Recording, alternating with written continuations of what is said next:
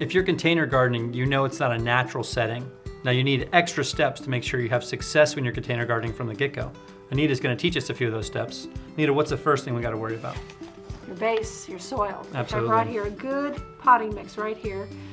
When you go to your local co-op nursery, buy the best potting mix that they have. So go for their recommendation. You want it to drain, but you also want like compost in there, good nutrients.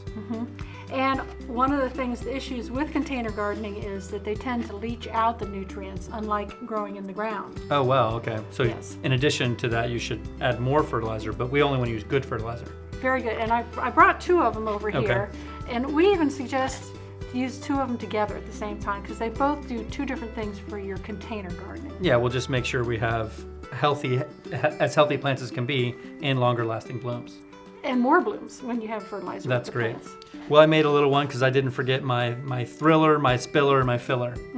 And I kind of went with wild, 3 different colors, the primary colors all together.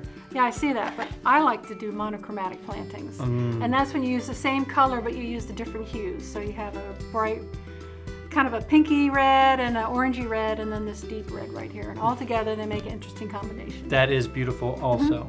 But I like yours. Thanks a lot. There's a lot of ways to do it, but you got to start with good soil and you got to fertilize a little bit more if you're doing container gardens. So for more information, go to homeshowgardenpros.com.